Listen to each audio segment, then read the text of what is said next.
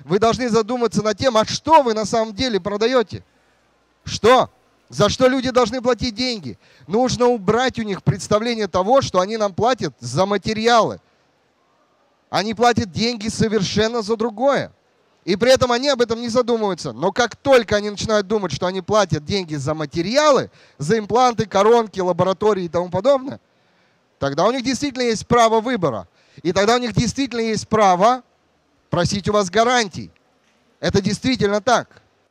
А ведь на самом деле проблема основная заключается в том, что и не это мы продаем. Вот они две основных проблемы. С любым пациентом, за которого вы боретесь, который нужен каждому из нас, и мы хотим, чтобы он остался, и остался на комплексный план лечения, задуматься над двумя принципиальными вопросами. Вопрос первый. Отношение к вам как к докторам. Чтобы к вам относились как к докторам, нужно что-то изменить в собственной работе. Что нужно изменить?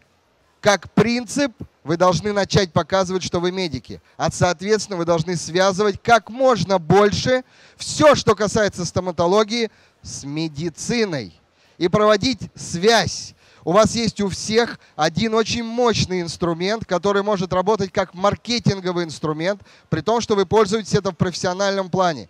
У вас у всех есть анкеты здоровья, когда вы берете анамнез у пациентов.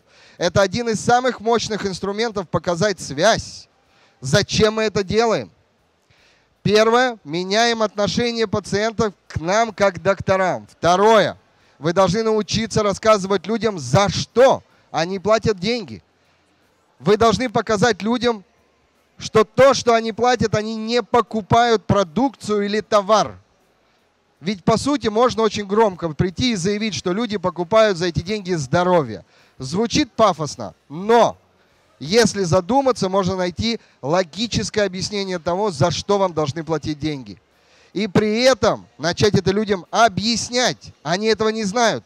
Точно так же, как вы сталкиваетесь с тем, когда они к вам приходят и диктуют, что им делать. Особенно мне нравится категория пациентов, которые приходят и говорят: доктор, милый, случайно забыл, завтра свадьба, а у меня здесь катастрофа, можно что-нибудь, как-нибудь?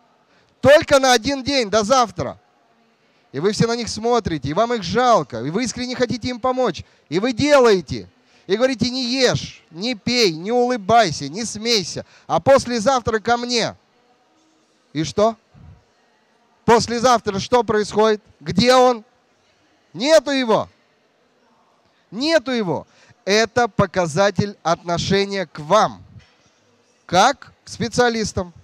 Поэтому для того, чтобы привлекать к себе пациентов, нужно не гнаться за их количеством, а превратить это количество в качество. Я называю это качественный пациент. Я действительно считаю, что доктора, прибегая к тому, что будут использовать не какие-либо уловки продажи, а просто-напросто разъяснение в понимании пациентов, что это медицина, начнут сразу к вам по-другому относиться.